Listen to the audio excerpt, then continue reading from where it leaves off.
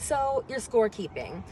There's a couple things you need to know. When you arrive here, you should already have a scoreboard like this, a chair, the scoreboard, electricity should be on. And if you're minor B or above, you should have these books and this case for writing utensils.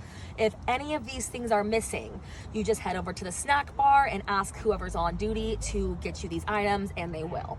So for T-ball, we don't really keep score. It's more so tracking game time. Either yourself or the coach can just put on a 45-minute timer. That's how we handle that. So moving on up to farm, we do need to keep track of a couple things, and we've got this bad boy right here that connects to our electric scoreboard out on the field so that parents can also see things reflected. In farm, the only thing we really track is runs and innings. So you've got this pad right here. You've got the home team on one side and the guest team on the other side.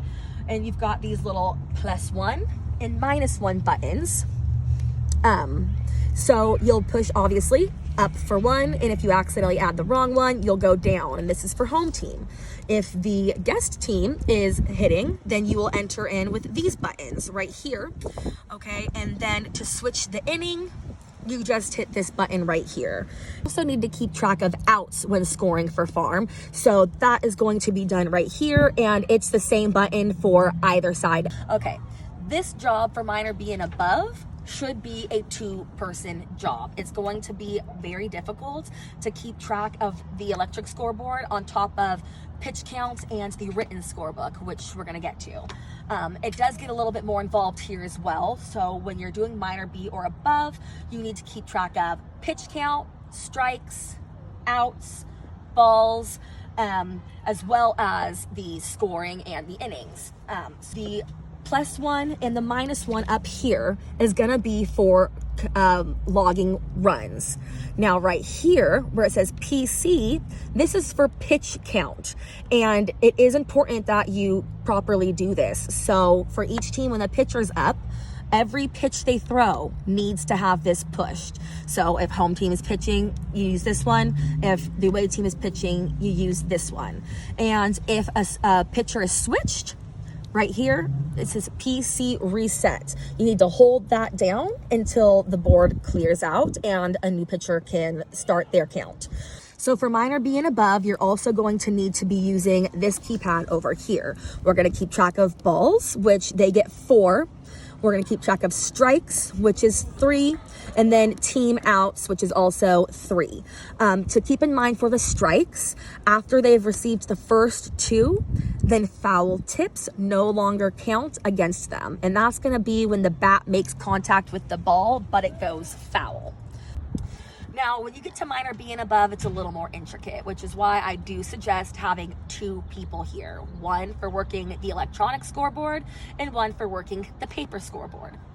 You should have a binder here that is going to have your division information in here. It should have all of the team's rosters along with the players' ages, and you will need that for keeping track of pitch count, and it is very important. So I do recommend the person who's doing the paper scorebook should be different than the person pitch counting. Usually it'd be whoever's doing the electric scoreboard.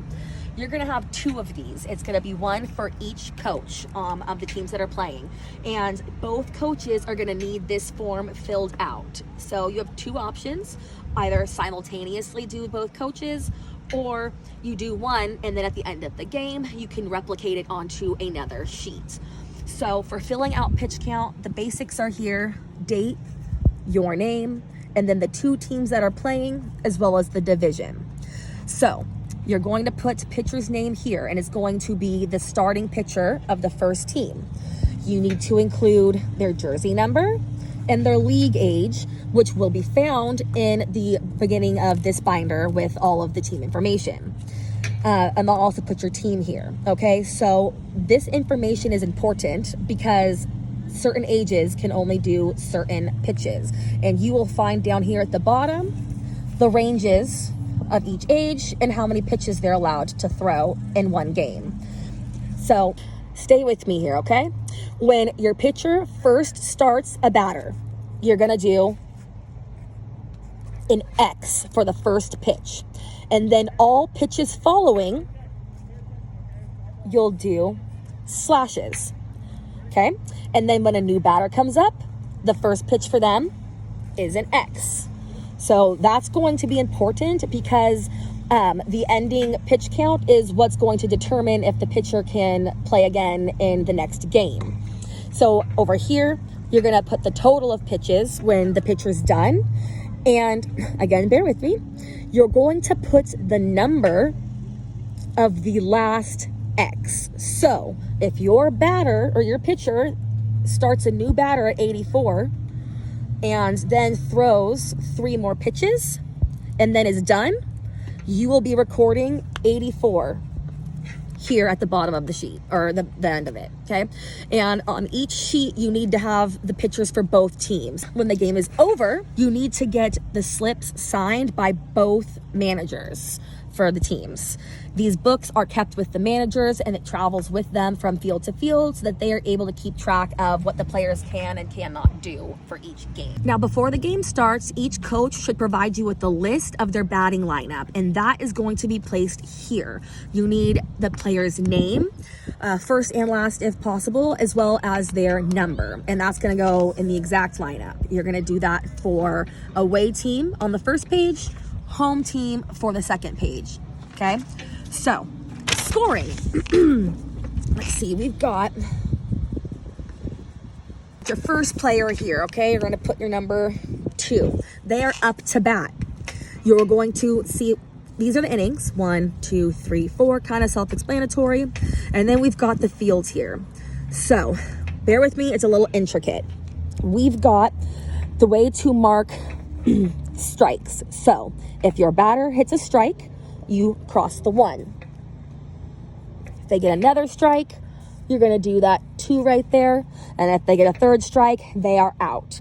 Which, if they happen to be an out, see that little spot, you're going to put, if they're a first out, a 1 there.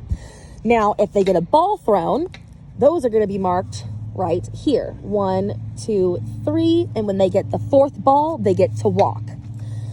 So, what happens when a player hits the ball?